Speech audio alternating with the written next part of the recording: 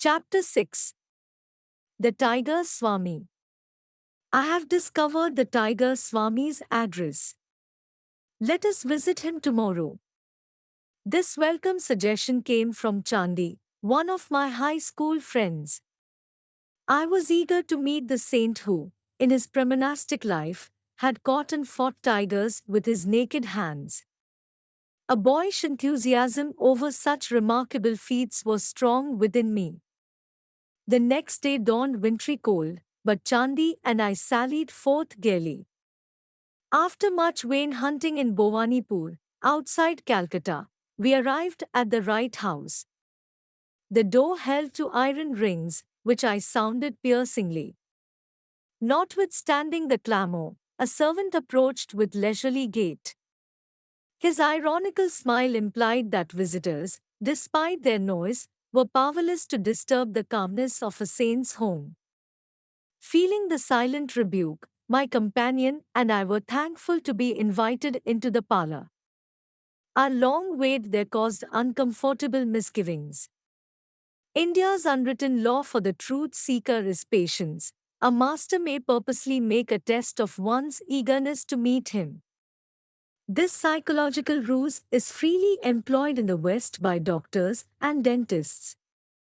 Finally summoned by the servant, Chandi and I entered a sleeping apartment. The famous Sohong Swami was seated on his bed. The sight of his tremendous body affected us strangely. With bulging eyes, we stood speechless. We had never before seen such a chest or such football-like biceps. On an immense neck, the Swami's fierce yet calm face was adorned with flowing locks, beard and moustache. A hint of dove-lake and tiger-lake qualities shone in his dark eyes. He was unclothed, save for a tiger skin about his muscular waist. Finding our voices, my friend and I greeted the monk, expressing our admiration for his prowess in the extraordinary feline arena. Will you not tell us, please, how it is possible to subdue with bare fists the most ferocious of jungle beasts, the Royal Bengals? My sons, it is nothing to me to fight tigers. I could do it today if necessary. He gave a childlike laugh. You look upon tigers as tigers, I know them as pussycats. Swamiji, I think I could impress my subconsciousness with the thought that tigers are pussycats, but could I make tigers believe it? Of course, strength also is necessary. One cannot expect victory from a baby who imagines a tiger to be a house cat. Powerful hands are my sufficient weapon. He asked us to follow him to the patio, where he struck the edge of a wall. A brick crashed to the floor, the sky peered boldly through the gaping lost tooth of the wall. I fairly staggered in astonishment. He who can remove mortared bricks from a solid wall with one blow, I thought, must surely be able to displace the teeth of tigers. A number of men have physical powers such as mine, but still lack in cool confidence. Those who are bodily but not mentally stalwart may find themselves fainting at mere sight of a wild beast bounding freely in the jungle. The tiger in its natural ferocity and habitat is vastly different from the opium-fed circus animal. Many a man with Herculean strength has nonetheless been terrorized into abject helplessness before the onslaught of a royal Bengal. Thus the tiger has converted the man, in his own mind, to a state as nerveless as the pussycats. It is possible for a man, owning a fairly strong body and an immensely strong determination, to turn the tables on the tiger and force it to a conviction of pussycat defenselessness. How often I have done just that! I was quite willing to believe that the titan before me was able to perform the tiger-pussycat metamorphosis. He seemed in a didactic mood. Chandi and I listened respectfully. Mind is the wielder of muscles. The force of a hammer blow depends on the energy applied, the power expressed by a man's bodily instrument depends on his aggressive will and courage. The body is literally manufactured and sustained by mind. Through pressure of instincts from past lives, strengths or weaknesses percolate gradually into human consciousness. They express as habits, which in turn ossify into a desirable or an undesirable body. Outward frailty has mental origin. In a vicious circle, the habit-bound body thwarts the mind. If the master allows himself to be commanded by a servant, the latter becomes autocratic. The mind is similarly enslaved by submitting to bodily dictation. At our entreaty, the impressive Swami consented to tell us something of his own life. My earliest ambition was to fight tigers. My will was mighty, but my body was feeble. An ejaculation of surprise broke from me. It appeared incredible that this man, now with Atlantine shoulders, fit to bear, could ever have known weakness. It was by indomitable persistency in thoughts of health and strength that I overcame my handicap. I have every reason to extol the compelling mental vigor which I found to be the real subduer of Royal Bengals. Do you think, revered Swami, that I could ever fight tigers? This was the first, and the last, time that the bizarre ambition ever visited my mind. Yes. He was smiling. But there are many kinds of tigers, some roam in jungles of human desires. No spiritual benefit accrues by knocking beasts unconscious. Rather be victor over the inner prowlers. May we hear, sir, how you changed from a tamer of wild tigers to a tamer of wild passions? The tiger Swami fell into silence. Remoteness came into his gaze, summoning visions of bygone years. I discerned his slight mental struggle to decide whether to grant my request. Finally, he smiled in acquiescence. When my fame reached a zenith, it brought the intoxication of pride. I decided not only to fight tigers, but to display them in various tricks. My ambition was to force savage beasts to behave like domesticated ones. I began to perform my feats publicly, with gratifying success. One evening my father entered my room in pensive mood. Son, I have words of warning. I would save you from coming ills, produced by the grinding wheels of cause and effect. Are you a fatalist, father? Should superstition be allowed to discolor the powerful waters of my activities? I am no fatalist, son. But I believe in the just law of retribution, as taught in the Holy Scriptures. There is resentment against you in the jungle family, sometime it may act to your cost. Father, you astonish me. You will know what tigers are beautiful but merciless. Even immediately after an enormous meal of some hapless creature, a tiger is fired with fresh lust at sight of new prey. It may be a joyous gazelle, frisking over the jungle grass. Capturing it and biting an opening in the soft throat, the malevolent beast tastes only a little of the mutely crying blood and goes its wanton way. Tigers are the most contemptible of the jungle breed. Who knows? My blows may inject some slight sanity of consideration into their thick heads.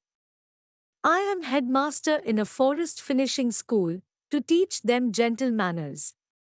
Please, father, think of me as tiger tamer and never as tiger killer. How could my good actions bring ill upon me? I beg you not to impose any command that I change my way of life. Chandi and I were all attention, understanding the past dilemma. In India, a child does not lightly disobey his parents' wishes. In stoic silence, father listened to my explanation. He followed it with a disclosure which he uttered gravely. Son, You compel me to relate an ominous prediction from the lips of a saint.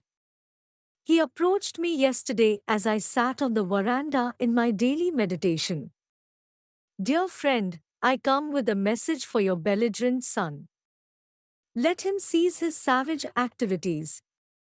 Otherwise, his next tiger encounter shall result in his severe wounds, followed by 6 months of deathly sickness. He shall then forsake his former ways and become a monk. This tale did not impress me. I considered that father had been the credulous victim of a deluded fanatic. The tiger Swami made this confession with an impatient gesture, as though at some stupidity. Grimly silent for a long time, he seemed oblivious of our presence. When he took up the dangling thread of his narrative, it was suddenly, with subdued voice. Not long after father's warning, I visited the capital city of Cooch Behar. The picturesque territory was new to me, and I expected a restful change.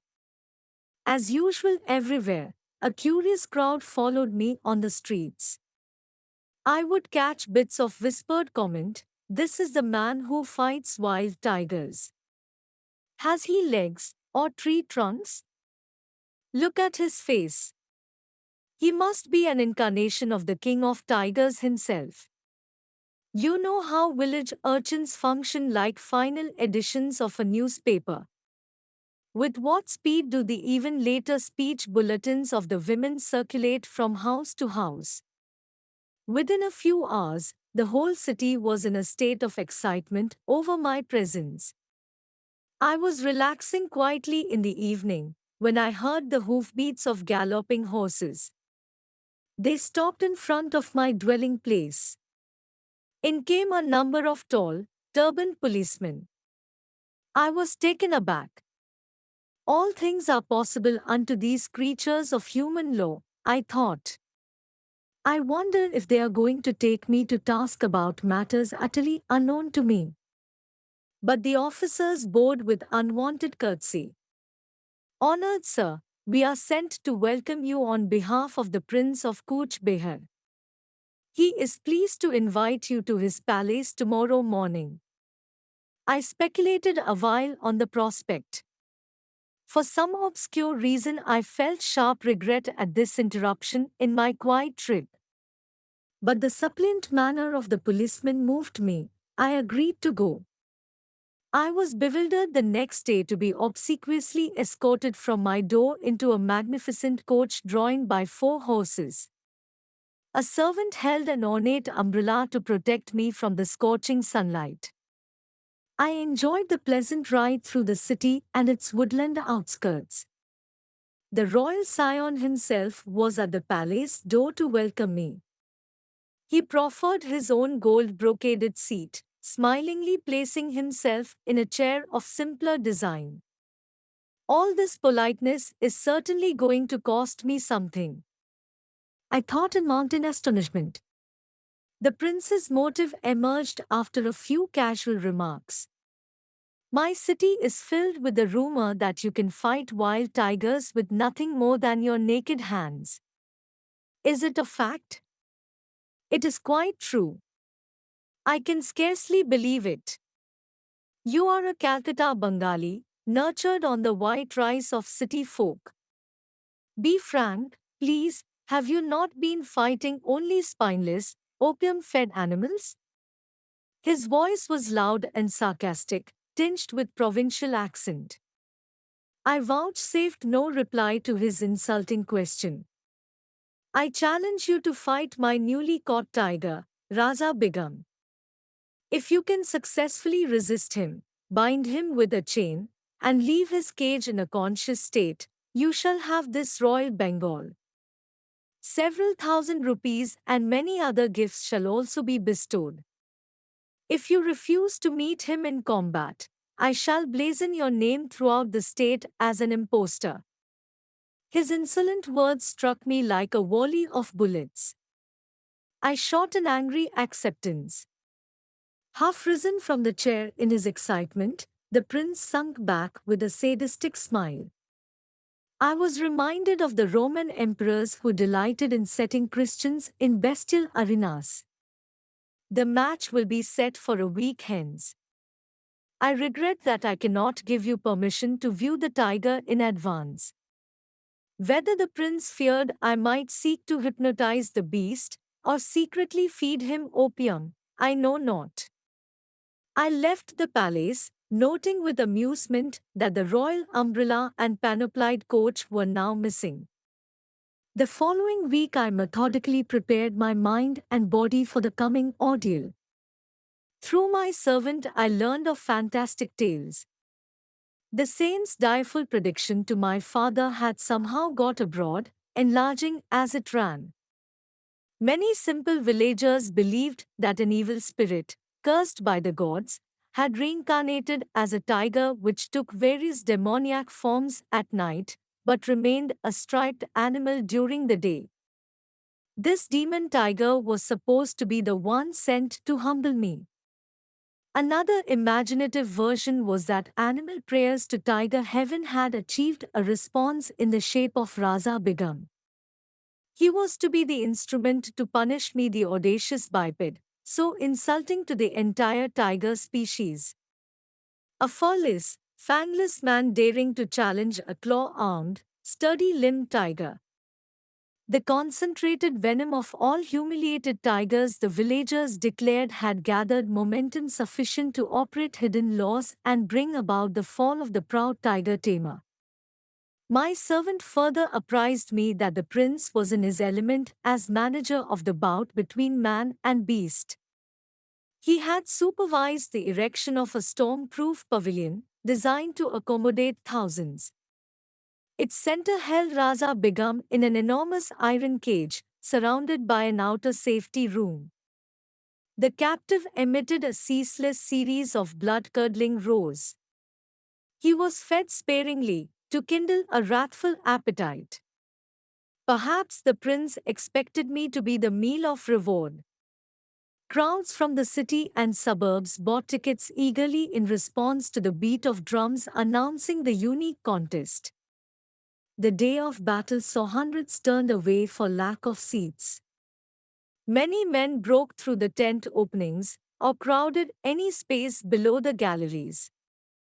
As the Tiger Swami story approached a climax, my excitement mounted with it. Chandi also was raptly mute.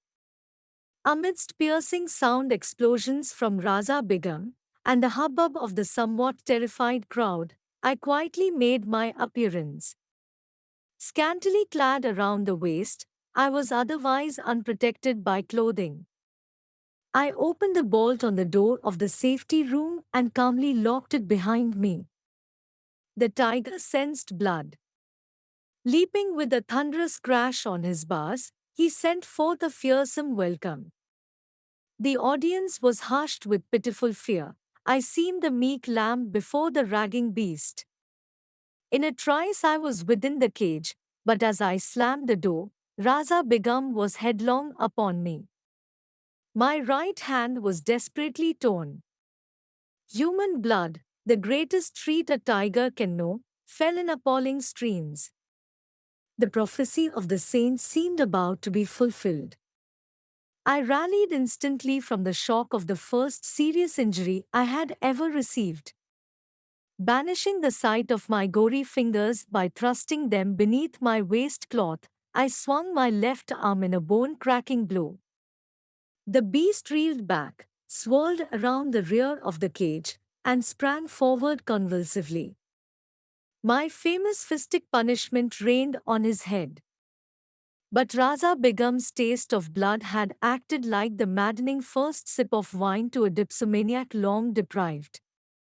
Punctuated by deafening roar, the brute's assaults grew in fury. My inadequate defense of only one hand left me vulnerable before claws and fangs. But I dealt out dazing retribution.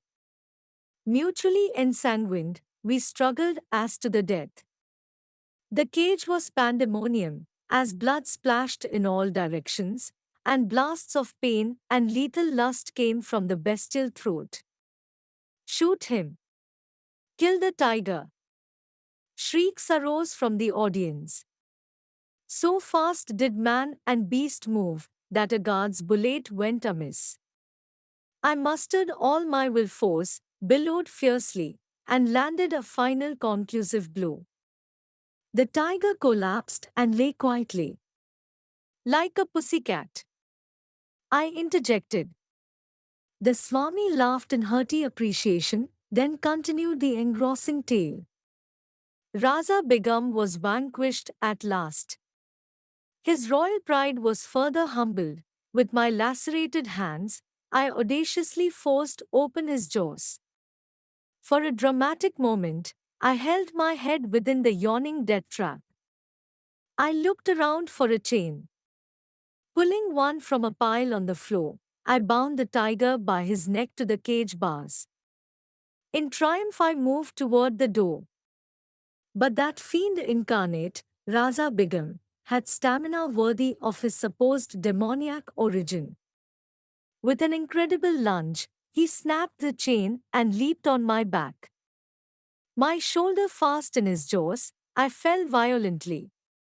But in a trice I had him pinned beneath me. Under merciless blows, the treacherous animal sunk into semi-consciousness. This time I secured him more carefully. Slowly I left the cage.